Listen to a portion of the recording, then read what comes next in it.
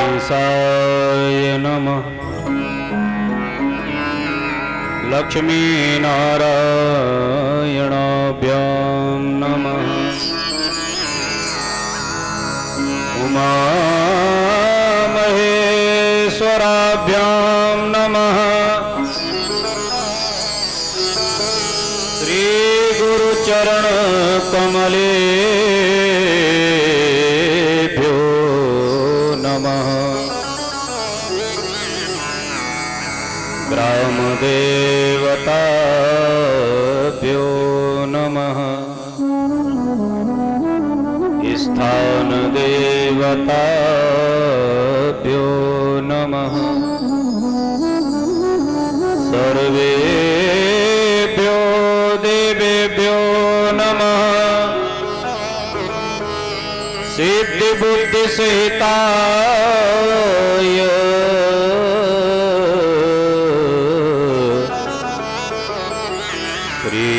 श्रीमन्महान् गणाधिपते नमः।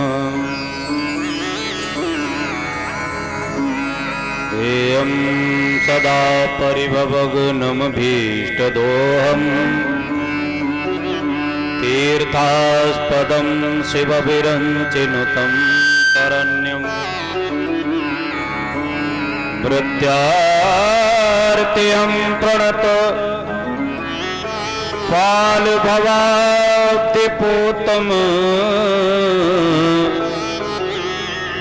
वन्दे महापुरुषते चरणारविन्दम्।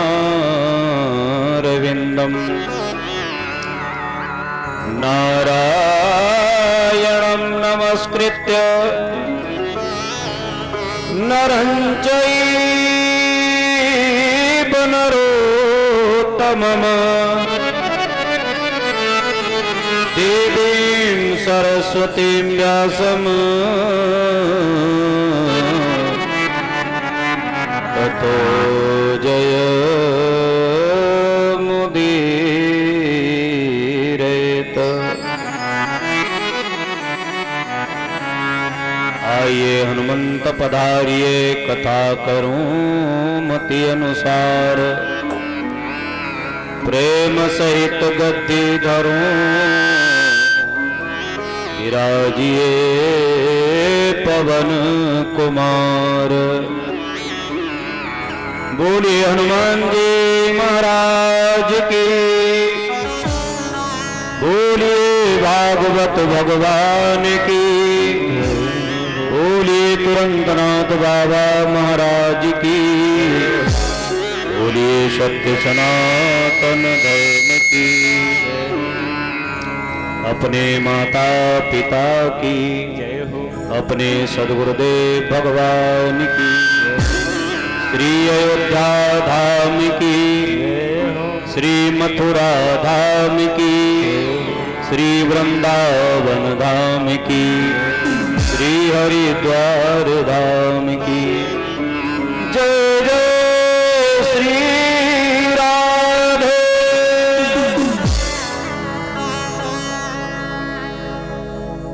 भगवान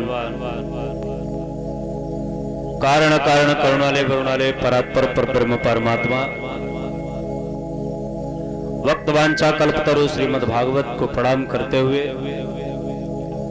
श्री तुरंतनाथ बाबा महाराज जी के चरणों में कोट कोट नमन वंदन एवं हमारे वाम भाग में विराजमान मां भगवती सरस्वती के कृपा पात्र जो हमारे संगीत वाद्ययंत्रों को प्रस्तुत कर रहे हैं, ऐसे हमारे आर्गन पे सहयोग कर रहे हैं हमारे जितेंद्र भैया, पैड पे सहयोग कर रहे हैं हमारे शैलेंद्र भैया और नाल पे सहयोग कर रहे हैं हमारे संजू भैया। यज्ञ का कारोबार जो देख रहे हैं हमारे प्रिय शिष्य आचार्य दिव्यानंद पांडे जी। और आप लोगों के पास और केवल आप लोगों के ही पास नहीं, समूचे विश्व में जहां तक ये नेटवर्क चल रहा है वहां तक ये आप लोगों के जो कर कमलों के द्वारा श्रीमद् भागवत का अनुष्ठान हुआ, इसका लाइव टेलीकास्ट जो हमारे यूट्यूब चैनल के माध्यम से हो रहा है, जिसे आप घर में बैठ करके भी या अपने किसी रिश्तेदार को भी बता करके कथा सुनवा सकते हैं, लाभ दे सकते हैं कि भैया देखो कथा हो रही है, हमारे नारायण सिंह चौहान जी भागवत कथा करवा रहे हैं, तो वो लाइव चल रही है, आप अपने घर में बैठ करके भी कथा का श्रवण लाभ ले सकते हैं। ऐसे हमारे अमन भैया जी जो विशेष कृपा बनाए हुए हैं सबके ऊपर, इस बात की कि ये अगर आपके क्रियाकलाप में जरा भी डिस्टर्ब हुआ, आप अपनी नाक खुजा रहे हैं, आंख खुजा रहे हैं, तो इस फोटो को वो नहीं लेंगे, इनसे अनुरोध होगा। बाई चांस अगर किसी का आंख में काजल गलत सलत लग गया हो तो उसे मत कवर करना, अच्छी सी फोटो लगा करके सबको दिखाना, आप लोगों से अनुरोध है। ऐसे हमारे अमन भैया और हम सबकी जान जो है, जो लगभग आपके ग्राम बनई में, चतरखा में, ककरा में आवाज को पहुंचा रहे हैं हमारे ऐसे अमित भदौरिया जी। बहुत बहुत भैया कृपा बनाए रखना, 7 दिन का मेल हमारा तुम्हारा है, लगातार बना रहेगा, तो कंजूसी मत करना, जितनी ताकत हो सब लगाओ। तो आइए सब लोगों का बहुत बहुत धन्यवाद, बहुत बहुत साधुवाद, 2 बार प्रभु का नाम, और जो भी हमारे बीच में समय है उस समय का सदुपयोग करते हुए हम लोग भागवत जी की कथा में प्रवेश लेंगे। श्री राधे राधे गोविंद गोविंद राधे, श्री राधे राधे राधे राधे गोविंद गोविंद राधे, श्री राधे राधे गोविंद गोविंद राधे, राधे राधे गोविंद गोविंद राधे, राधे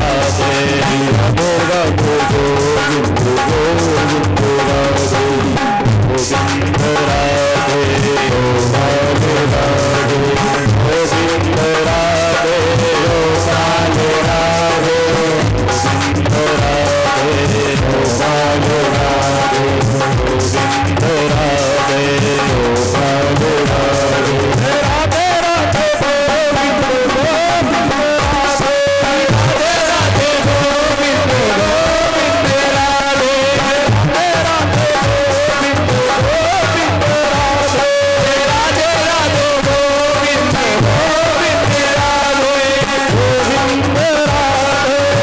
गोविंद राधे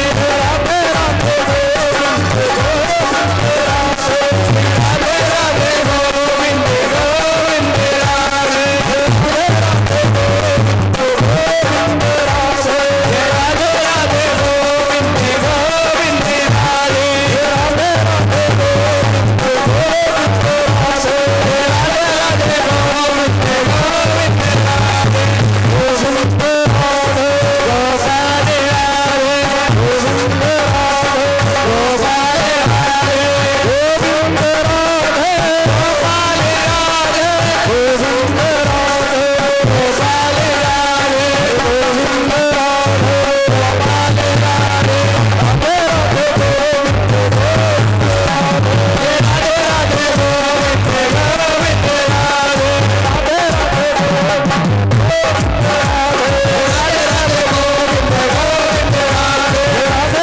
राधे राधे राधे, गोविंद राधे राधे राधे, भागवत भगवान की। देखिए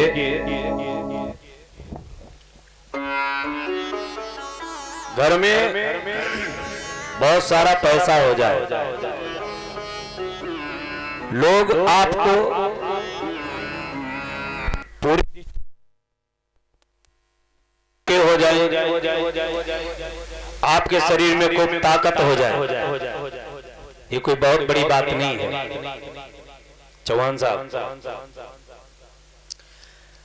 इतना सब कुछ हो जाए कोई बहुत बड़ी बात नहीं है।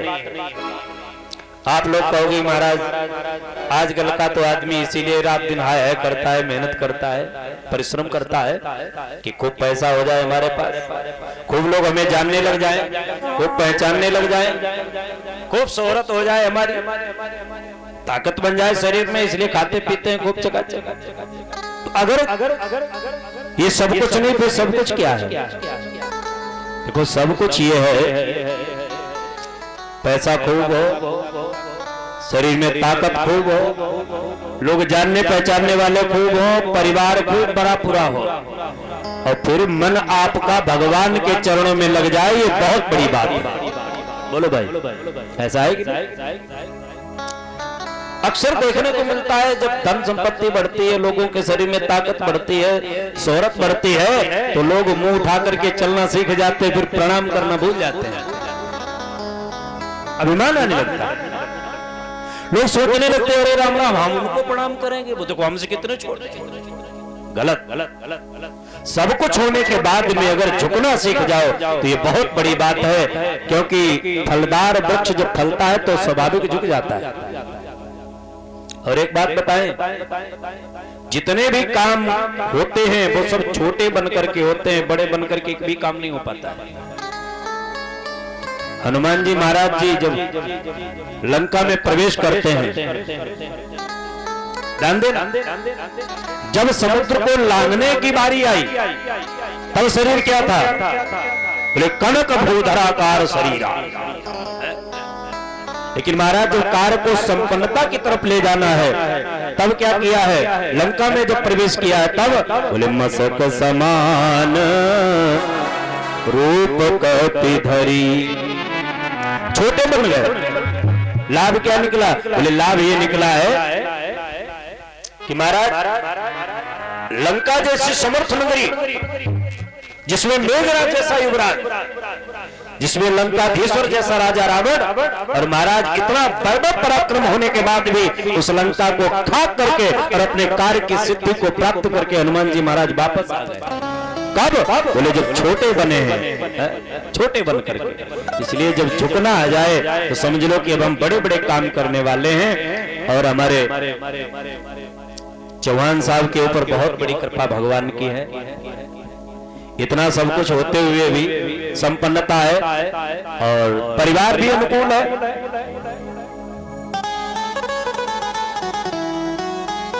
सब कुछ होने के बाद भी आज लगभग 6 वर्ष हो गई हैं, बराबर संपर्क में हैं। पंडित जी कथा आप ही से करवाएंगे।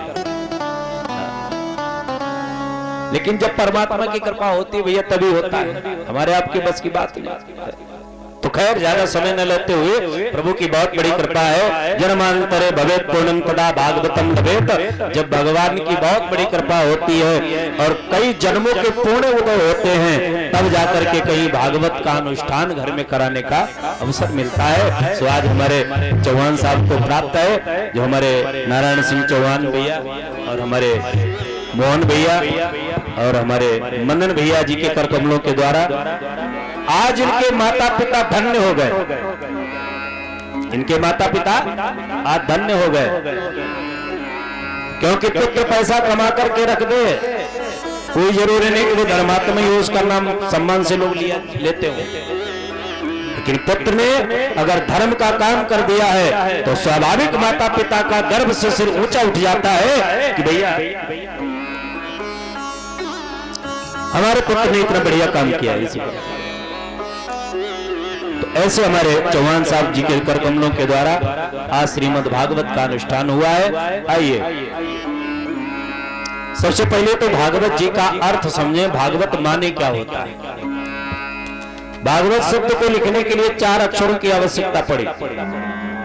नंबर 1 भा, नंबर 2 गा, नंबर 3 वा, नंबर 4 ता। शब्द बन गया भागवत। और ये 4 अक्षर नहीं है, ये 4 सिद्धि के डंडे हमको दिए गए हैं। पूरी भागवत को भले ही आप जीवन में न उतार पाओ, क्योंकि बहुत बृहद रूप है भागवत जी का, जिसमें महाराज 12 स्कंद हैं, 18,000 श्लोक है, 335 अध्याय है। इतना बृहद ग्रंथ जीवन में उतारना बड़ा मुश्किल है। तो महाराज फिर क्या किया जाए, बोले 4 अक्षर भागवत जी के अपने जीवन में उतार लो, कल्याण हो जाएगा। कैसे? बोले पहला अक्षर है भा। भा अक्षर का अर्थ होता है भक्ति। जीवन में सबसे पहले हमें भक्ति करनी चाहिए। दूसरा अक्षर है गा। गा माने ज्ञान। भक्ति करोगे ज्ञान अपने आप आएगा। तीसरा अक्षर है वा। वा माने वैराग्य। ज्ञान जब होगा तो वैराग्य अपने आप आ जाएगा। और अंतिम अक्षर है ता। ता माने तत्व। जब वैराग्य होगा तो तत्व की प्राप्ति होने में फिर देर नहीं लगती है। तो भक्ति ज्ञान वैराग्य का तत्व जिसमें भरा है उसे कहते हैं भागवत। एक जिज्ञासु ने पूछ दिया, बोले महाराज जी हमने कहीं कहीं लिखा देखा श्रीमद् भागवत, ये तो केवल आपने भागवत का अर्थ बता दिया महाराज। तो श्रीमद् क्या है? इसमें श्रीमद् क्यों जोड़ दिया गया? देखो श्रीमद् भागवत इसे इसलिए कहा गया है, श्री माने होता है, श्री कहते हैं लक्ष्मी जी को। सुनील भैया थोड़ा सामने बैठो, इधर पड़ जाओ, इतनी भीड़ नहीं, थोड़ा सामने बैठो। सुनील भैया भी बड़े अनन्य भक्त हैं। देखो 3:30 बजे बात हुई हमारी, बोले पंडित जी हो सकता है परसों आएंगे। हमें तो अभी स्वप्न लग रहा है कि सुनील भैया आकर के बैठ गए। क्या बात है, बड़ी अच्छी बात है। तो श्रीमद् माने क्या है? बोले श्री माने होता है लक्ष्मी जी या राधा रानी, एक ही बात है। लक्ष्मी जी या राधा रानी एक ही बात। श्री मद, जिनको राधा रानी के चरणों का मद माने अहंकार हो जाए। वैसे तो अहंकार बहुत खराब है कि नहीं? बोलो भैया, क्यों मोहन भैया? अहंकार बहुत खराब है, लेकिन अहंकार खराब नहीं है। किसी ने कहा अगर अहंकार खराब था तो इसे बनाया क्यों गया? भाई हमें पता है कि चीनी की चाय में नुकसान करेगी, क्योंकि हमारा शुगर लेवल बढ़ा हुआ है, तो हम काहे को चीनी की चाय बनवाएंगे भैया? शुगर फ्री नहीं पिएंगे। तो जब चीनी हमें नुकसान करती है तो हम काहे को चीनी ला करके घर में रखें? जब अभिमान खराब ही है तो बनाने की जरूरत क्या थी इसकी? देखो भगवान ने कोई चीज खराब नहीं बनाई, अभिमान बनाया तो अभिमान अच्छा है, बढ़िया है, कोई चीज खराब नहीं है। जैसे एक बार एक माता जी भोजन बना रही थी, तो भोजन बनाने में उन्होंने एक बार नमक थोड़ा कम रहा। पति भोजन करने के लिए बैठा, बहुत डांटा, अरे तुम्हें भोजन बनाना ही नहीं आता है, बताओ नमक तुमने नहीं डाला, बहुत डांट लगाया। पत्नी को बड़ा दुख हुआ, बोले नमक की वजह से बड़ी बेइज्जती उठानी पड़ी हमें, कल से ध्यान रखूंगी। सो दूसरे दिन ज्यादा ध्यान रखा तो डबल डाल दिया, दूसरे दिन ज्यादा ध्यान रखा तो डबल डाल दिया।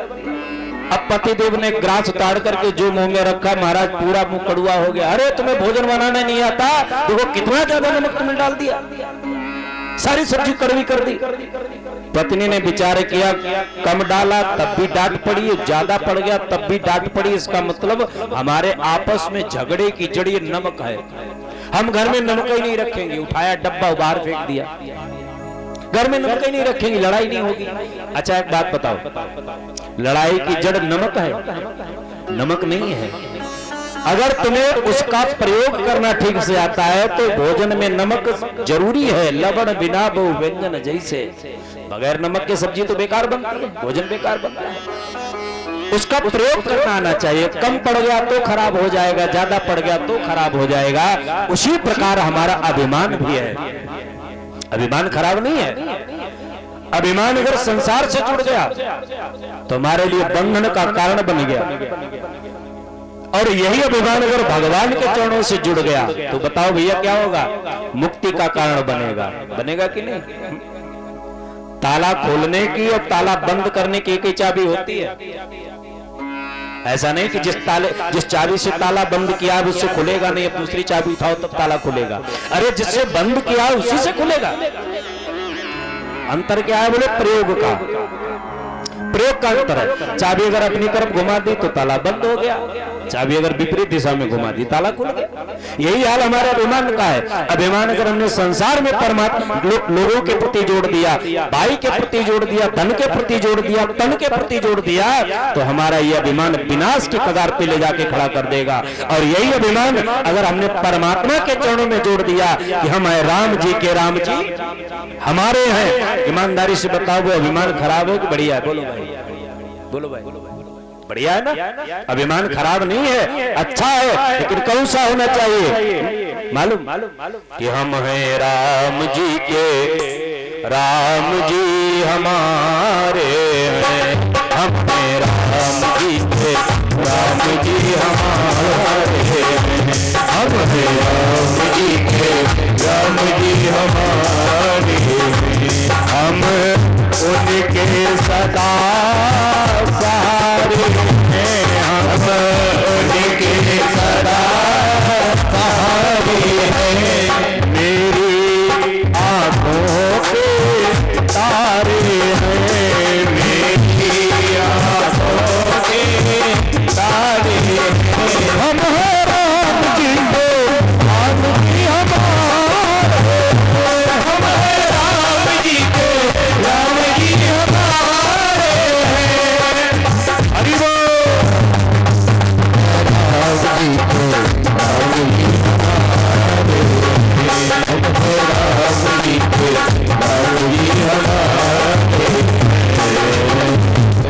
तो कहने का भाव, जिनको राधा रानी के चरणों का अभिमान हो जाए कि हम राधा रानी के हैं और राधा रानी हमारी हैं। ईमानदारी से बताओ, भगवान कृष्ण कहते हैं हमारा नाम जो व्यक्ति लेता है, हम भले उसकी तरफ न देखें, लेकिन जो राधा रानी का नाम लेता है उसको हम दौड़ करके अपने हृदय से लगा लेते हैं, उसके हृदय में सदा सर्वदा निवास करते हैं। इसलिए राधा रानी के चरणों का अभिमान जिस दिन हमें हो जाएगा, उस दिन भागवत हमारे समझ में आएगी और हमारे भागवत जी के द्वारा उद्धार हो जाएगा। तो इसलिए इसे कहा गया है श्रीमद् भागवत। अब श्रीमद् भागवत जी के महात्म का प्रथम श्लोक बड़ा सुंदर है। इस प्रथम श्लोक में व्यास जी महाराज ने किसी का नाम नहीं लिया, इसमें भगवान के स्वरूप का वर्णन है, रूप का नहीं, स्वरूप का। कौन सा श्लोक है? महात्म का पहला श्लोक है, भागवत का नहीं, महात्म का। भागवत जी के महात्म में 6 अध्याय दिए गए हैं, 6 अध्याय में महात्म का वर्णन है। तो आइए महात्म का प्रथम श्लोक श्रवण करते हैं। सच्चिदानंद रूपाय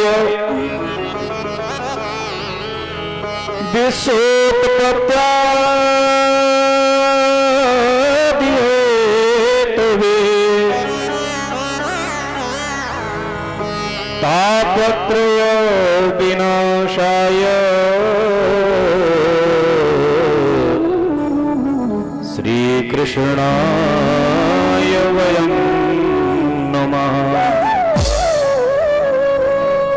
परमात्मा का स्वरूप कैसा है? बोले सतघन चितघन आनंद घन स्वरूप है जिनका। देखो, एक होता है रूप और एक होता है स्वरूप।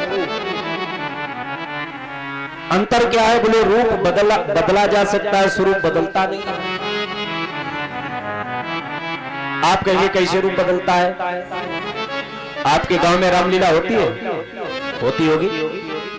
गांव में नहीं, क्षेत्र में कहीं न कहीं तो होती होगी रामलीला। अच्छा, रामलीला जब होती है तो एक ही कलाकार रात भर में 3-4 गेटअप चेंज करके रोल अदा करता है कि नहीं? डायरेक्टर कहता है भैया राम जी की तबीयत खराब हो गई, जरा बलकल वस्त्र पहन के आ जाओ। वही व्यक्ति लेकर के धनुष बाण और पहन करके बलकल वस्त्र बांध करके जूड़ा राम बन करके आ गया, है ना? रोल खत्म हुआ, मेकअप रूप में गया। डायरेक्टर ने कहा एक काम करो भैया, रावण की तो आज छुट्टी थी, रावण आया नहीं, तो एक काम करो 10 मुकुट बना के पहुंच जाओ। अब वही व्यक्ति रावण बन के पहुंच गया। थोड़ी देर बाद वही व्यक्ति सुपर्णखा बन के पहुंच गया। रात भर रूप बदलता रहा कि नहीं, कहीं रावण बनता है, कहीं हनुमान बनता है, कहीं राम बनता है। रात भर उसने रूप बदले, लेकिन सवेरा जब हुआ उसने गेटअप चेंज किया, मेकअप धोया, गलियों में जो घूमा, तब किसी ने कहा ये रावण है, बोलो भाई, तब किसी ने कहा ये हनुमान है। तब उसका जो वास्तविक स्वरूप था वो उसका सामने आ गया कि जो भी भैया दयाराम, तोताराम, मेवाराम, गंगाराम, जो भी उसका नाम रहा हो, वो सामने आता है। तो महाराज रूप तो रात भर बदलते हैं, लेकिन स्वरूप बदलता नहीं है। इसी प्रकार भगवान के जो है स्वरूप जो है बदलता नहीं है। भगवान का स्वरूप क्या है? बोले सच्चिदानंद रूपाय। रूप तो बदलते रहते हैं, कभी महाराज कृष्ण बन के आते हैं, कभी राम बन करके आते हैं, कभी परशुराम बन के आते हैं, कभी तमाम रूप बदलते हैं, कि स्वरूप उनका क्या है? बोले सतघन चित्तघन आनंद घन है जिनका स्वरूप। ऐसे श्री कृष्ण भगवान का काम क्या है? बोले तापत्रय विनाशाय, तीनों तापों का जो नाश करने वाले हैं, दैहिक, दैविक और भौतिक। दैहिक ताप, शरीर के द्वारा जो जुकाम बुखार सर्दी आदि लग जाता है, ठाकुर जी की सेवा करो, गारंटी इस बात की जुकाम बुखार नहीं होगा। आजकल देखो सर्दी कितनी ज्यादा हो रही। इतने टाइम पता है तापमान कितना है? मात्र 8 डिग्री, वहां से 8 से भी कम है, 7 ही डिग्री है। अभी मैं देखा 7-8 डिग्री तापमान, सुबह तक 6 रह जाएगा, ये 6-5 में आएगा, गारंटी इस बात। अरे बहुत से लोग ऐसे होंगे जो महाराज ठीक से हाथ मुंह नहीं धोएंगे, गारंटी इस बात की, देख लेना। दूसरे की बात छोड़ो, हम खुद जब भोजन करने गए तो थोड़े थोड़े हाथ धो लिए, बात खत्म। हमने कहा भैया हम घर से धो के आए थे। लेकिन ठाकुर सेवा करने वाले गारंटी इस बात के सुबह ठीक 5 बजे नहा करके और ठाकुर जी के सामने बैठ जाएंगे, गारंटी इस बात को सर्दी में छू नहीं जाएगी। करके देख लो, ठीक 5 बजे नहा करके 4 बजे नहा करके लोग ठाकुर सेवा में बैठ जाते हैं, उनको सर्दी नहीं लगती है। और जिनको 3-3 दिन नहाते नहीं है, 4-4 दिन नहाते नहीं, महाराज वो डॉक्टर के पास दौड़े दौड़े घूमते हैं। क्यों? बोले आज नजला हो गया, आज जुकाम हो गया, आज बुखार हो गया। क्यों? सर्दी लग गई है ना। इसका मतलब ठाकुर जी की शरण में आइए, गारंटी इस बात की दैहिक तापों से आपको मुक्ति मिल जाएगी, गारंटी है। करके देख लो। भौतिक सांसारिक लोगों को तमाम अड़चने, तमाम दुख रहते हैं। कहीं ये गाड़ा लगाए बैठा, कहीं वो घेर रहा, कहीं ये परेशान कर रहा, कहीं वो परेशान कर रहा। महाराज ठाकुर जी की शरण में आइए, गारंटी इस बात के सब दुश्मन भी आपके चरणों में झुक जाएंगे। नहीं झुक जाए तो हमसे कहना, ठाकुर जी की शरण में तो आके देखो। भौतिक ताप भी आपको नहीं कोई परेशान कर पाएगा। इसलिए तापत्रय विनाशाय श्री कृष्णाय वयम नमः। ऐसे श्री कृष्ण भगवान को हम सब लोग मिलकर के प्रणाम करते हैं। और केवल श्री कृष्ण को नहीं, श्री माने राधा रानी सहित मिलकर के हम कृष्ण को प्रणाम करते हैं। बोलिए राधा कृष्ण भगवान की। क्योंकि अकेले कृष्ण को कभी प्रणाम मत करो। अकेले कृष्ण को प्रणाम करोगे महाराज आधा प्रणाम होगा। क्यों? भक्त कहते हैं कि श्याम के बिना तुम आधे। भगवान कृष्ण के बगैर राधा रानी कैसी हैं? बोले अधूरी। श्याम के बिना तुम आधे, अब तुम्हारे बिना घनश्याम आधे। राधे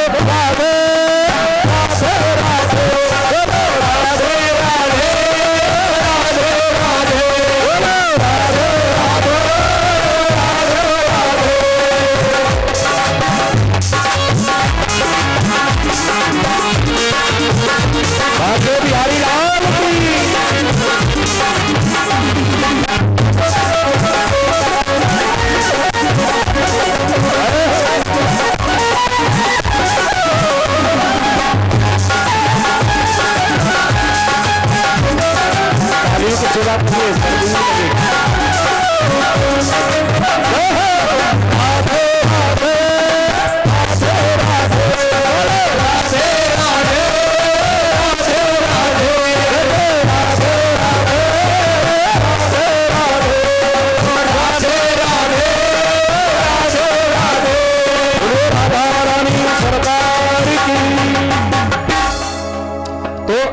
एक श्लोक में श्री कृष्ण और राधा रानी को प्रणाम है, दूसरे श्लोक में श्री सुखदेव जी महाराज को प्रणाम करते हुए यम प्रव्रजन्तमनुपेतमपेत कृत्यम द्वैपायनो विरहकातरया जुहाव पुत्रेति तन्मयतया तर्वो विनेदोष तम सर्वभूतहृदयं मुनिमानतोऽस्मि।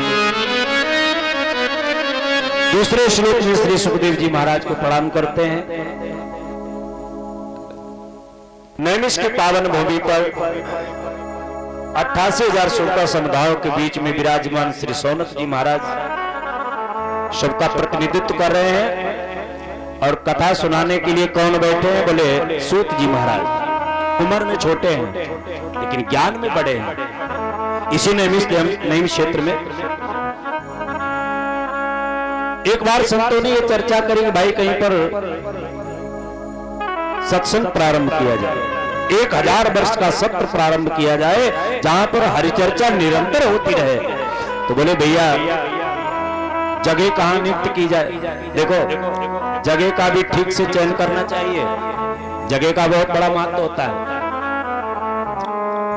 कहीं कहीं पर ऐसी जगह होती है कितना भी खर्चा कर लो, कितने भी परिश्रम कर लो, लेकिन आनंद नहीं आता है। और कहीं कहीं पर महाराज 4 लोग बैठ जाते हैं, इतना आनंद आता है क्या कहना। जगह जगह का अपना महत्व होता है। एक बार राम जी महाराज और लक्ष्मण वनगमन जब हो गया तो एक जगह से निकले, एक वृक्ष के नीचे बैठे तो राम जी ने लक्ष्मण से कहा, लक्ष्मण एक काम करो। बोले हाँ। बोले यहां से थोड़ी मिट्टी उठा करके और पोटली बना करके झोली में डाल लो। अच्छा पहले ये नियम था अपने से बड़ों के आगे क्यों नहीं कहा जाता था? क्यों ऐसा क्यों करें? ऐसा नहीं कहा जाता था। और शायद आर्मी में भी आज यही व्यवस्था। अगर अफसर ने कह दिया कि ऐसा करना है तो अफसर से ये नहीं कहते तो क्यों, है ना? नहीं कहा जाता है। आर्मी शासन पहले बहुत अच्छा था। राम जी ने कहा लक्ष्मण जी से एक काम करो, ये मिट्टी यहाँ से थोड़ी बांध करके पोटली डाल लो झोले में। लक्ष्मण ने तुरंत मिट्टी उठाई, झोली में डाल ली। थोड़ी देर आगे चले, लक्ष्मण ने विचार किया कि एक बात बताओ, पिताजी ने वनवास तो भैया को दिया, अरे वन में इनको आना था। हम अच्छी खासी पत्नी छोड़ के आए, घर छोड़ के आए, माँ छोड़ के आए, अपने सब कुछ छोड़ के हम खामोखाम दौड़े दौड़े घूम रहे। दूसरी बात, अरे पत्नी तो इनकी चली गई, ये ढूंढे, ये रोमे, ये गामे, ये नाचे, कुछ भी करें, हमसे क्या मतलब? हम खामोखाम दौड़े दौड़े घूम रहे। लक्ष्मण ने कहा भैया एक काम करो। बोले हाँ। बोले आपने कहा था कि तुम यहाँ रहो अयोध्या में, पिताजी की हालत खराब है, माताजी की हालत खराब है और भरत ननियाल में, तो एक काम करो, अब ऐसा करो तुम मैया को ढूंढ करके आना, हम चल रहे अयोध्या जी को, हम वापस जा रहे हैं। राम जी समझ गए कि टेबलेट काम कर रहा है। राम जी समझ गए। राम जी ने कहा नहीं, थोड़ी देर की बात रह गई, सीता जी मिल जाएंगी, बस 14 वर्षों की बात थी, 12.5 वर्ष हो गए, 1.5 वर्ष की बात रह गई। अब 1.5 वर्ष के बाद तो हम लोग चलेंगे। 12.5 वर्ष के बाद में सीता जी का हरण हुआ था। तो राम जी ने कहा 1.5 वर्ष की बात रह गई, उसमें भी दिन कम हो रहे हैं, बाद में चलेंगे। लक्ष्मण ने कहा नहीं, अब हमें याद आ रही है अयोध्या की, भरत बहुत परेशान होगा, हम चल करके उसे समझाएंगे। राम जी ने कहा एक काम करो तो फिर जाओ, लेकिन वो मिट्टी निकाल के फेंक दो पहले, फिर जाओ। और जो थैली से मिट्टी निकाल करके फेंके, लक्ष्मण की बुद्धि परिवर्तित हो गई। अरे राम राम, लक्ष्मण तुम्हारे मन में यह भाव आया कैसे? अरे राम तो तुम्हारे सर्वस्व हैं। माता रामो मत पिता रामचंद्र, स्वामी रामो मत सखा रामचंद्र, सर्वस्व में रामचंद्रो दयालु, नान्यम जाने नहीं जाने जाने। और लक्ष्मण का वाकई यही कहना था क्या कि मोरे एक तुम ही पित माता। लक्ष्मण राम जी से कहते हैं कि मोरे एक और तुम ही पित माता, जाऊं कहां तजी पद जल जाता। मोरे एक तुम ही पित माता, जाऊं कहां तजी पद जल जाता। राम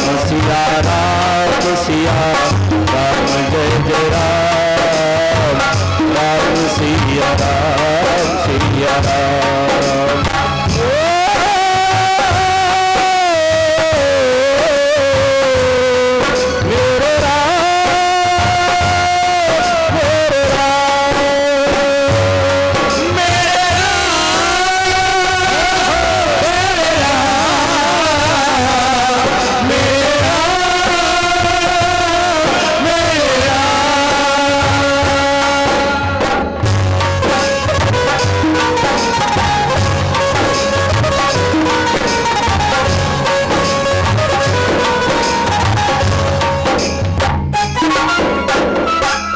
जाओ कहां पग तज पग जब ऐसे लक्ष्मण जी महाराज और राम के प्रति क्या कह रहे हैं कि मेरा मन अब यहाँ लग नहीं रहा है। तुरंत चरणों को पकड़ लिया। महाराज एक बात बताओ, मेरी बुद्धि क्यों परिवर्तित हुई?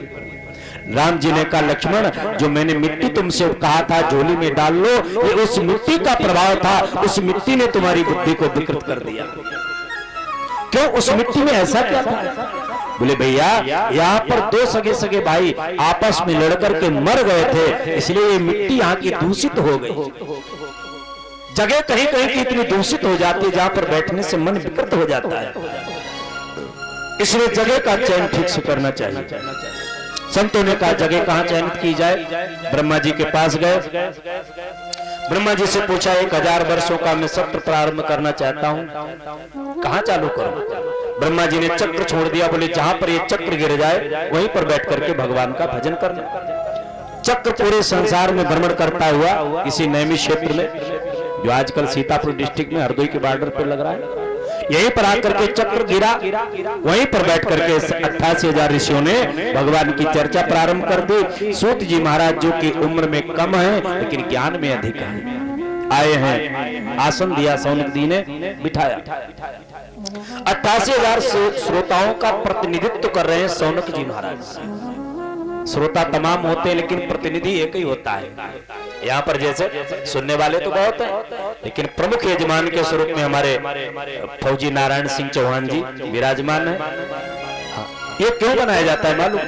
इसलिए क्योंकि मान लिया यहाँ पर 1000 लोग बैठे हैं और सब लोग खड़े होकर के अपना अपना प्रश्न पूछने लग जाए तो पंडित जी किसके किसके प्रश्न का उत्तर देंगे? बोलो भाई। प्रतिनिधि श्रोता इसलिए नियुक्त किया जाता है कि जिसकी जो शंका हो वो प्रमुख श्रोता के माध्यम से व्यास तक पहुंचा दे अपना प्रश्न, उसका हल हो जाएगा। इसलिए प्रमुख श्रोता बनाया जाता है। तो उन 88,000 श्रोताओं का प्रतिनिधित्व कर रहे हैं हमारे सौनक जी महाराज। और इनकी विशेषता क्या है? बोले कथामृत रसा स्वाद कुशला। कथामृत श्रवण करने में परम कुशल है। कथा सुनने में बड़ी कुशलता होती है। किसी किसी को कथा सुनना ही नहीं आता है। आप लोग कहोगे पंडित जी कथा सुनने में क्या कुशलता है? अरे घर से आओ, बैठ के कथा सुनो और चकाचक प्रसाद मिले वो लेकर के जाओ।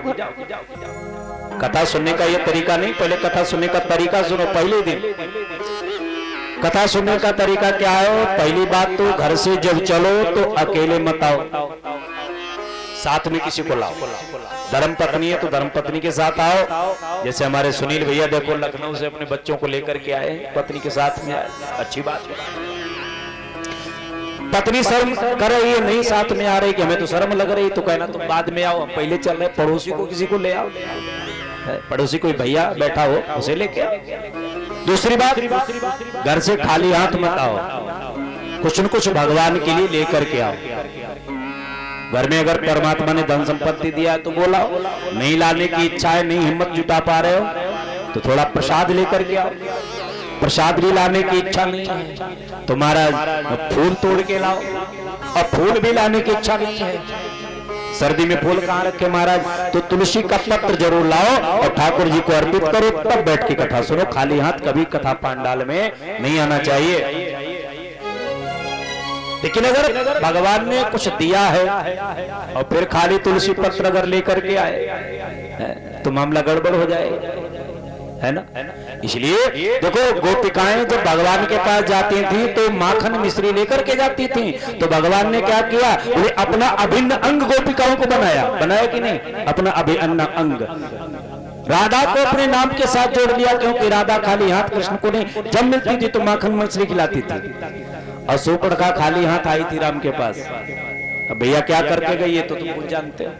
इसलिए खाली हाथ आओगे तो भाई तुम जानो तुम्हारा काम जाने, सियावर रामचंद्र।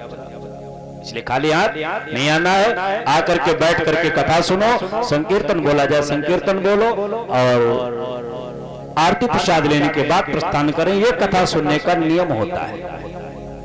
सौनक जी महाराज कथा श्रवण कर रहे हैं, सूत जी महाराज कथा सुना रहे हैं। अब यहाँ पर सूत जी और सौनक जी का संवाद प्रारंभ होगा। 6 प्रश्न किए हैं यहाँ पर सौनक जी ने, और 6 प्रश्नों का उत्तर सूत जी महाराज ने सुंदर भागवत संहिता के माध्यम से समझाने का प्रयास किया है। आइए आज की कथा को यहीं पर विश्राम देते हैं, क्योंकि समय ज्यादा हुआ है। और श्री राम जय राम जय जय राम, श्री राम जय राम जय जय राम, श्री राम जय राम जय जय राम।